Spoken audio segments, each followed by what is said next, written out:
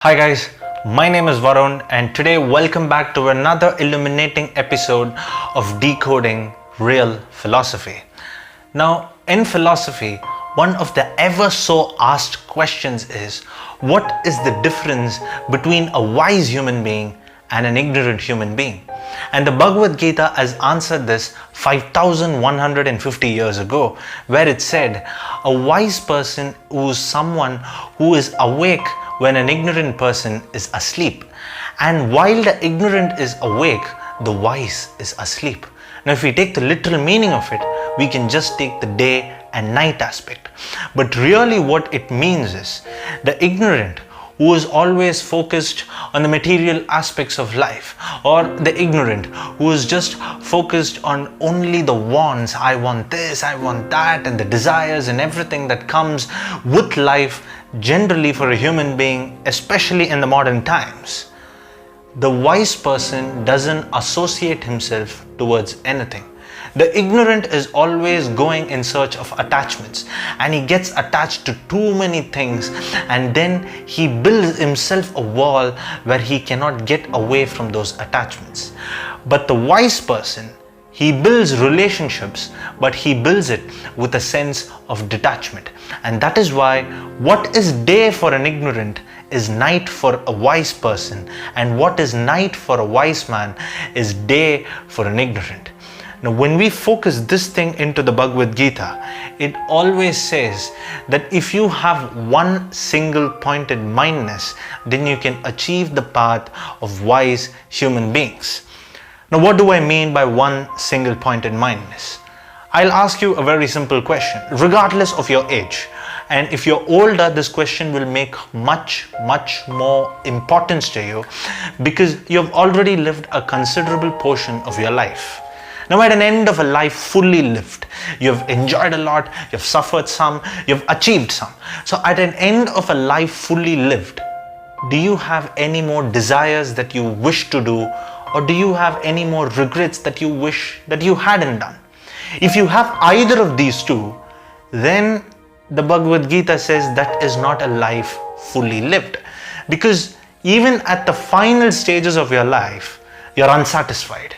Take a look at someone at my age who has developed a lot of desires, a lot of goals, if you will, throughout the course of life that they want to achieve. What happens is, these desires, some, well, they may achieved, some they may not be achieved, and these things will cause some sort of disappointment. And I'm going to make one more video which comes in 4th or 5th chapter, if I'm not wrong, that says that hard work doesn't declare your success, but there has to be a little bit of luck too that is involved. So make sure you check that video out when it comes in a month or two's time. Now, that's the same thing that we have to follow when we have some sort of desire in life. Our hard work, our passion, it might work, it might not work, because there is a lot of things that is involved, like being the right person at the right time and at the right place, and so many other such external factors. And that is why the Bhagavad Gita guarantees success, but looking for it in a place where you can guarantee it. When you look for success externally, you open yourself to a wide range of external factors. But when you're looking for success internally, there is only one factor that is determinable, that is you yourself. That is what the Bhagavad Gita is trying to make us think. Now, in our thinking, there are only two types of human beings, or rather two types of thought process. One is pure thinking and another one is impure thinking. And that is why I'm again going to ask the question that I asked earlier. At an end of a life lived, if you're able to shed away all your impurities and focus just on achieving purity, or focusing on the parts of life that has achieved purity, then we are looking at a very blissful life, and as they say in philosophy, at a life which is fully lived. I focus at the end where I have no regrets and no desires, and verily nothing left to do in life. Such a soul makes himself or herself fit for eternal life. This quote, this particular quote just simply summarizes on what we need to do in life. There could be too many things that we do over the course of life, but the train at the end of the tunnel, when we stop, this has to be our thinking. Now, you can't practice attachment for 60 years and say from the 61st year you're going to practice detachment. You have to practice detachment from a young age so that you become detached at an older age. That is simply the science of human mechanism as per the Bhagavad Gita. That is why the Bhagavad Gita places so much importance on the mind of a wise human being.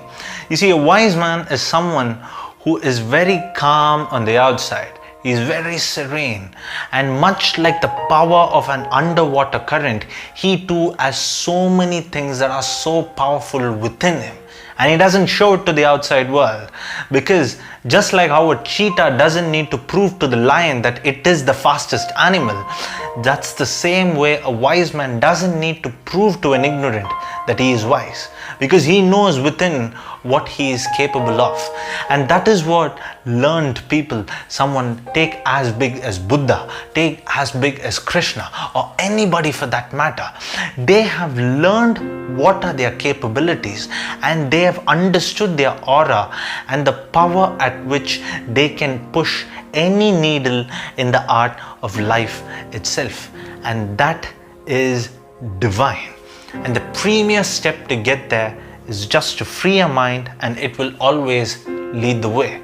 Now, that's a wrap for this particular episode. I hope you guys enjoyed the video.